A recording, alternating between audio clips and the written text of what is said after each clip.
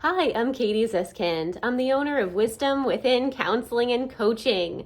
I specialize in helping distant, frustrated, emotionally disconnected couples rebuild an emotional bond, emotional intimacy, and also a passionate, thriving, playful sex life.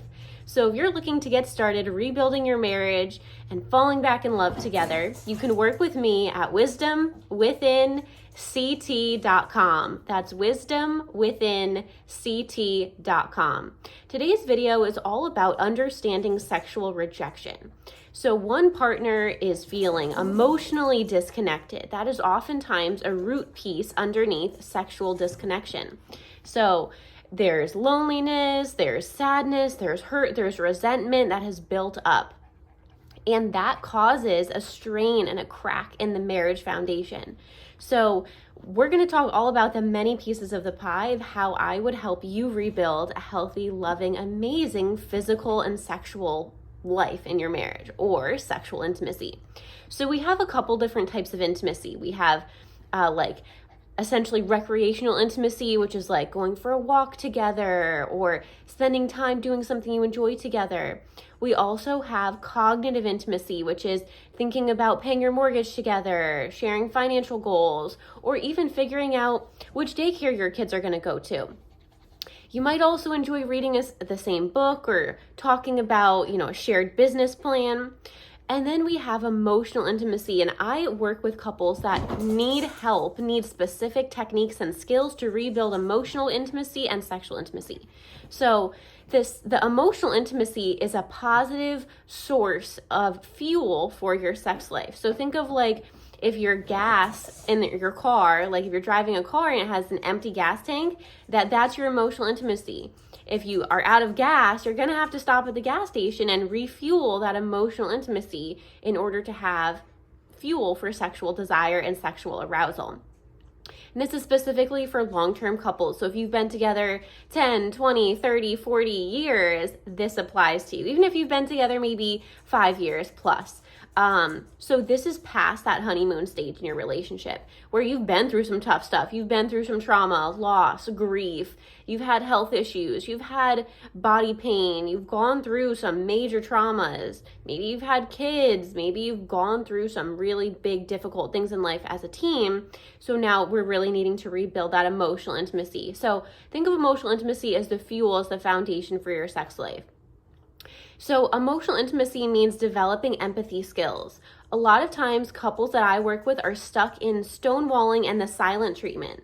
So stonewalling is when one person, for whatever reason, maybe it's because that person doesn't know what to say or they're afraid they're going to say something wrong, or as a child this person never had a voice, but they become a stone. They're like a gray rock, or they essentially stop speaking. And what this does is in a conversation or an argument, the silent treatment, though it might be a protective mechanism or a survival mechanism from childhood, the silent treatment prevents emotional intimacy. So it makes that partner, if whoever's giving the silent treatment, even if it is out of fear of saying the wrong thing, whoever's giving that causes their partner to feel ignored, insignificant, emotionally hurt, betrayed, even shame, right? So it actually perpetuates the cycle of emotional disconnection. So it's much healthier if you are a person that avoids conflict or doesn't know how to address conflict or doesn't know how to communicate and just, you know your partner's suffering emotionally, but you just don't know what to do. I would love to help you break through that silent treatment method that you've been using and actually learn how to have these amazing, vulnerable conversations and emotionally be expressive together. So when a partner feels hurt, betrayed, like they can't trust you to be there for them, when your partner feels like they don't matter, when your partner feels insignificant, or, for whatever reason, this is so painful, this is the beginning of separation. And so I really want to help you both, when you have a great friendship, when you've been through so much together, figure out how to stop ignoring each other, stop really breaking each other's hearts. It's very painful to feel so insecure in your marriage that you're living as roommates, you're living as two ships passing in the night. It's very confusing, it's sad, it's devastating.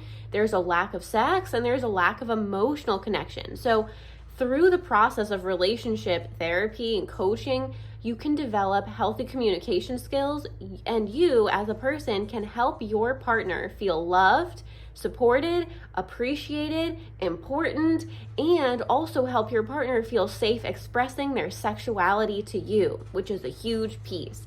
You can close that gap, you can start to feel more bonded, and build a sense of meaningful connection in your marriage through the empathy skills and the emotional connection skills and emotional expression skills that I teach you. And I teach you how to be playful. So emotional intimacy is a massive part, emotional connection is a massive part of building a healthy sex life. A lot of times sex doesn't feel safe, it doesn't feel fun or playful when you're being ignored, when your partner's yelling at you, when you're feeling screamed at, or you feel like you walk on eggshells. Maybe you feel like you can't do anything right, or you're never good enough in your partner's eyes, or your partner has this unrealistic expectation for you of perfectionism, and you just can never meet the bar. You can never get, praise or approval from your partner. That does not contribute to a healthy sex life.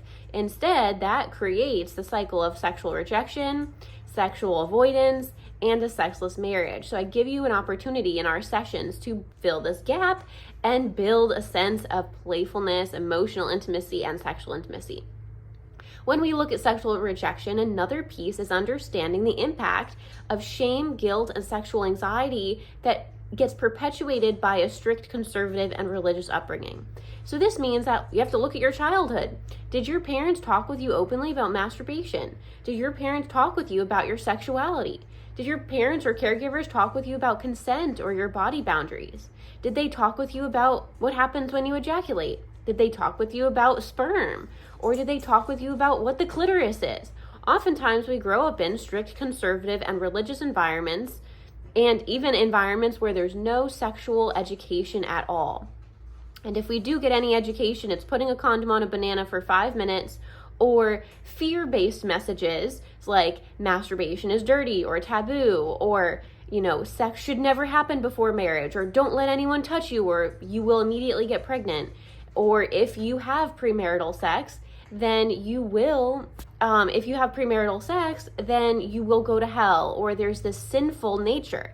So looking at if you've been raised in a strict conservative and religious upbringing and the impact of that, often shame, guilt, and anxiety plays a huge role in sexual avoidance. So that's something that we talk about. We openly talk about sex. You get familiar talking about sexual needs, oral sex, your body, and we can push back against that shame and guilt.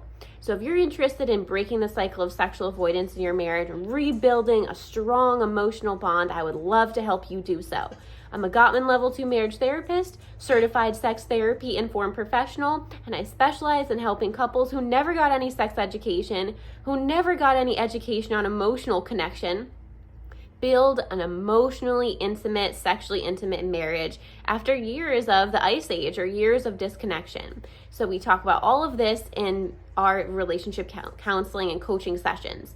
You can work with me to rebuild a sense of love, connection, passion, and playfulness in your marriage at wisdomwithinct.com. That's wisdomwithinct.com.